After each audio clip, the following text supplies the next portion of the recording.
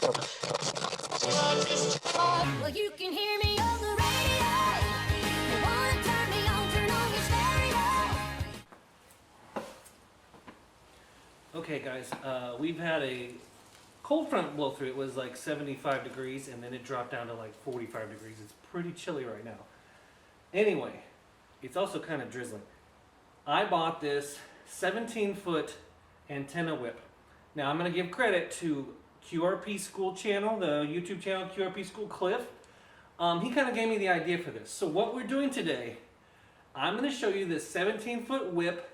It's just a basic whip with a screw in it, and it happens to fit inside of the MP1 super antenna mount right here. It happens to fit perfectly inside of this. I'm not sure the exact size, but I can get it for you. I'll put it on the screen. Okay, so what we can do with this, and I talked to Cliff and he gave me some ideas, and what we're going to do is we're going to be looking at 20 meters and we're going to have a resonant antenna. So I've always been working with non-resonant antennas, and I typically bring an antenna tuner with me, and I just use the tuner. But for the Mtn Topper, it doesn't have a tuner. So I'm going to try to get away from using an antenna tuner and see how good I can do QRP with a resonant antenna. Okay, I bought this from Chameleon. I paid full price for it. It's about $60. MFJ makes one too, but it's about the same price. These things are really expensive. They're heavy duty, but boy, you don't want to break this because it's so expensive. It's 17 foot long. It's a little unwieldy. When it gets up, it wants to fall. And so I have this. I bought this mount also from MP1 Super Antenna. It's their mount. It's this tripod and this mount, very lightweight. This is the MP1 Super Antenna Radials that came with it. It's got a bunch of different sizes for different bands. I actually tuned this up to 20 meters the other day and it worked with just this. But what I'm going to do is take some very thin wire. I've got this very thin antenna wire, and I actually forget where I bought it. I'll put it on the screen for you. Very, very thin. It's from SOTA beams. That's where I got it. They won't give me a discount, so I paid full price for this also. But I'm going to cut 4 more radials for 20 meters, 14.060 megahertz, which is the QRP frequency. I'm not going to use a coil. You won't need one. And I'm going to get a perfect SWR. Okay, guys, so the wind is blowing my tape measure, but what I'm doing, I think I got, for 20 meters, you end up with 16.65 feet, roughly. I think that's right, 17 feet. And so I'm going to go with a little bit more, about 16 and a half feet. It doesn't have to be exact, because everyone says, once you get a radial on the ground, they detune anyway. So just get it close. So I'm going to do 4 of these with that spool right there. And I'm going to put it on one of those little, I think it's called a spade mount. And once we do that, it should fit right on there, just like that. So if you look, I've got this, I'll try to put links in the description. I have this connector set, and I'm trying to connect to this right here, and I think it's called a spade connector. I do believe if I pull one out, I can, it'll fit right on there just like the other one does. I'm gonna connect my radials to that, and it'll be an easy connect. The problem with radials I have is tangling. I really can't stand detangling wires, but you gotta do what you gotta do.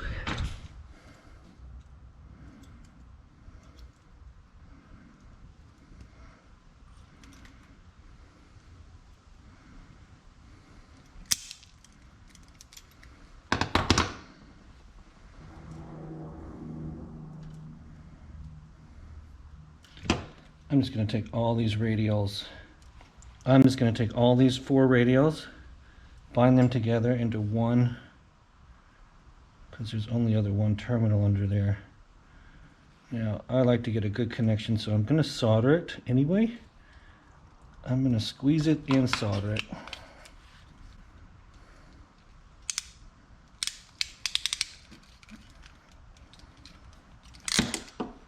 So this is a pretty good connection, but I like to solder anyway. I don't care what anyone says.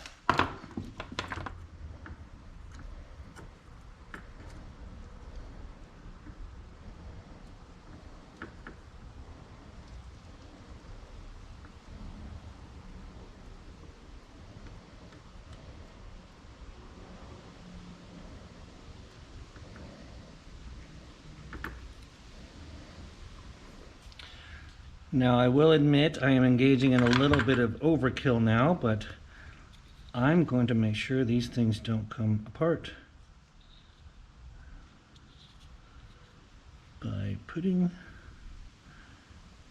this heat shrink tubing all the way. So I'm going to use this heat shrink tubing mostly just to keep this from pulling out, because if you pulled hard enough on this, I think it would come out. I just want to be safe.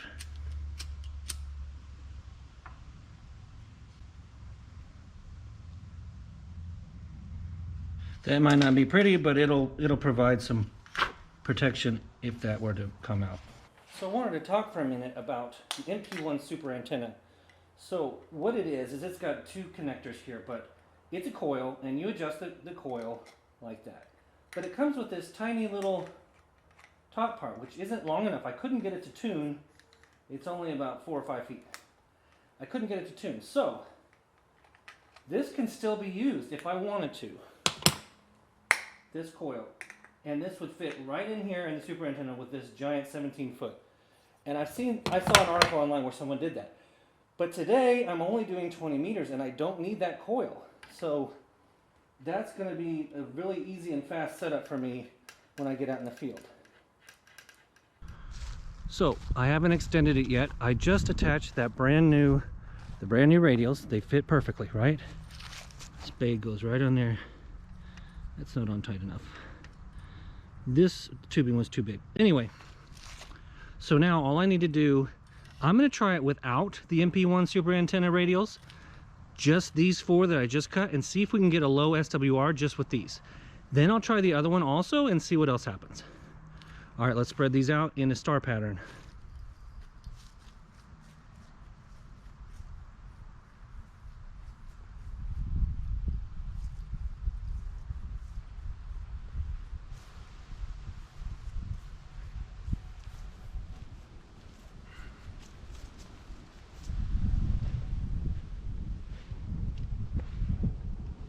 So you can kind of see I did my best to put it in 4 different directions. 1, 2, 3, 4. Now, you might be wondering what that bag is there. So this whole system could fall over fairly easily, and you don't want to damage that. It's very expensive. So what you can do, it's got a little hook at the bottom of the tripod. When I'm out in the field, I stuff some rocks in there. It'll hold it to the ground, give it some weight, and that's what the hook's for. All right, now let's try to tune this sucker. If we can get this tuned, then we'll have a resonant antenna that we can take in the field, and it's very easy to set up. You don't need any trees, you don't need any support, you don't need an antenna tuner, and you should be able to get out with a Mtn Topper or something like that, QRP, very well. But can we tune it? Stay tuned. We are shooting for 14060, which I believe is the 20 meter QRP frequency.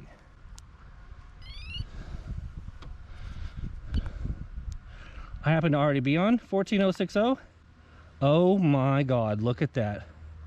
1.06, and I didn't even do anything. The other day I tried this with the other radials, these radials from the MP1, and I was messing around and I realized with a 17-foot whip like that, that is a beautiful thing, isn't it? I wonder if I can get it lower.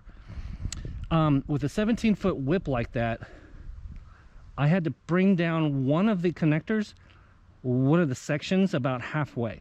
So this time I just did halfway, but let's go see if we can beat 1.06, which is very, very good. 1.06, baby. Here's how I would tune it if I had to.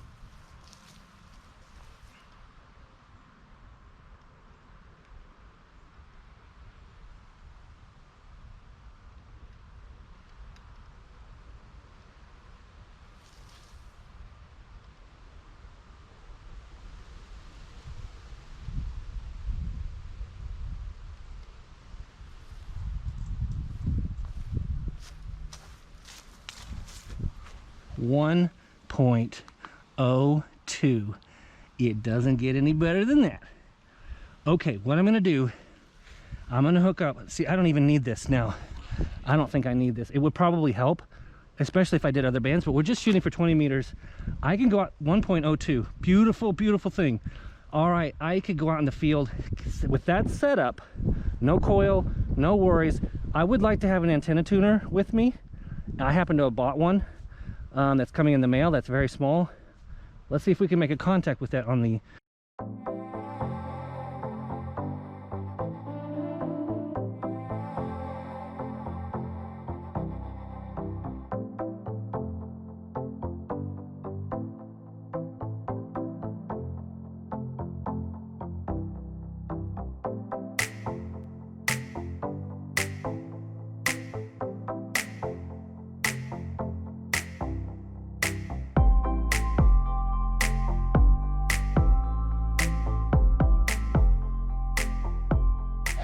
So I'm always doing this. I had to go out and get one of my connectors.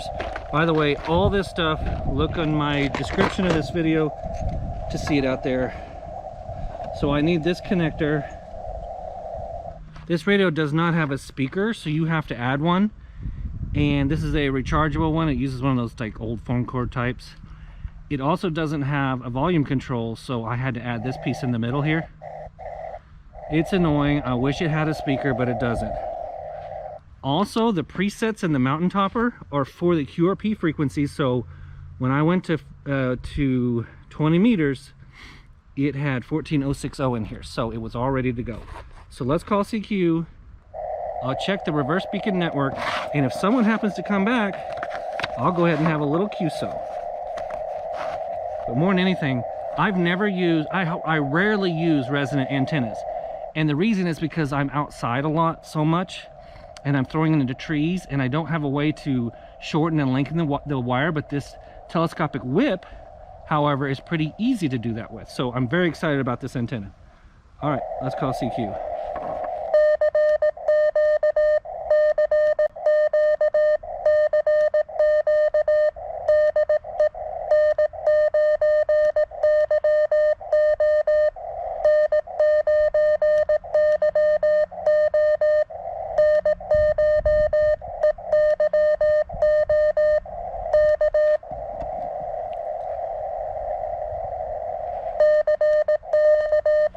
Okay, right now I don't have my phone with me. I'm gonna go check the reverse beacon network, and I wanna see if I'm getting out. Okay, so I just checked the reverse beacon network and I'm doing very well. What was that?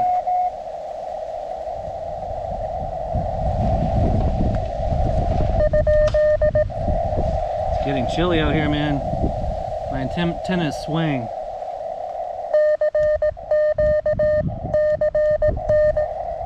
Sounds like there's not much going on out there. I'm not going to worry about it though.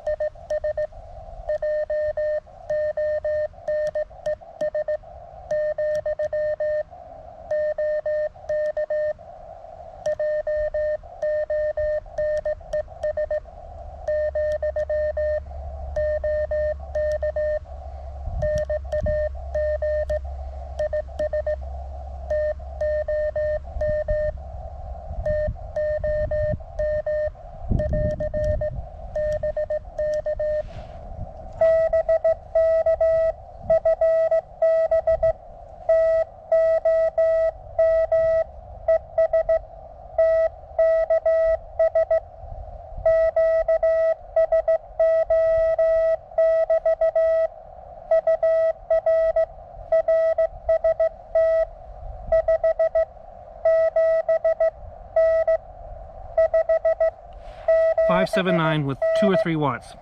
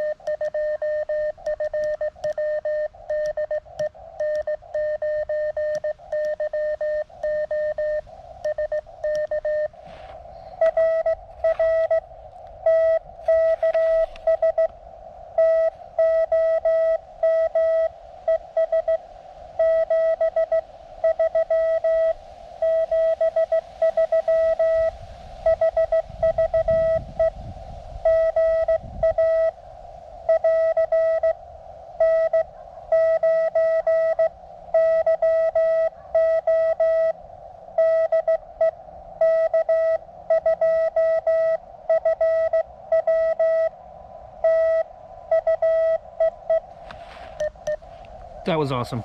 All right, guys, that was so cool. So cool. Did you hear that? I'm using 3 watts. He's using 500 watts with a Yagi beam. And I'm a 589. 3 watts, 500 watts. I don't have any radio or amplifier that would do that much, even if I wanted to. So, let's just say that this antenna is a huge success. I want to thank Steve. I want to thank him for that great QSO. He asked me to send him a video, and I will. So, like I told you, all I did was cut these 4 radials for 20 meters. It was very easy. And this is overkill. You don't need to do all this, but attach that to a whip with this connector and mount, and you've got yourself one heck of an antenna, and that's resonant. And I was at 1.03. Super happy, guys. So the next video, I will be taking this out. In the next video, I'll be taking this out in the field. We will go back to the dam. I'll go to that place that's really high, and we will test this out. Thanks for joining me. This is so fun. I'm so excited to have an easy to put up antenna. Hey guys, I wanted to do a quick follow-up on this contact, and this is the QRZ page of K2FW. Now, check out his antenna. If that's what he was pointing to me, well, no wonder we made a contact. It was probably his wonderful antenna and not mine that did it. But anyway, I wanted to highlight this page because look at that setup. I really like that. I just wanted to show you guys what he's got going on. And there's the bug. He was probably using one of these. I really like that QSO. This is my dream. I wish I could have this. The antenna I was talking to, I assume. So right after I got back to my desk, I got an email from somebody that heard our QSO, and this would be KG4WPD, and he writes, just a quick note, I had a faint copy on your Mtn Topper on 14055 a couple minutes ago. This is the QSO I just had. I wasn't copying well enough to contact you, but using 3 watts into coastal Georgia. I was into coastal Georgia. That's cool. Anyway, I got a nice email, and I really like emails like that. Anytime you guys want to contact me or let me know, you can find me on QRZ.com. I think that's how people find me. Or comment below. Let me know what you think. I'm also going to email K2FW and let him know about this very video. And I like to let people know. A lot of times it's interesting to see your signal on the other side of it. I kind of ran out of things to say at the end of that QSO, so I ended it because I didn't know what to say. So I'm getting better and better about becoming conversational. Anyway, comment below, like, subscribe, all that stuff. Hit the alert button, because if you don't, you won't know about new videos. And thanks for stopping by.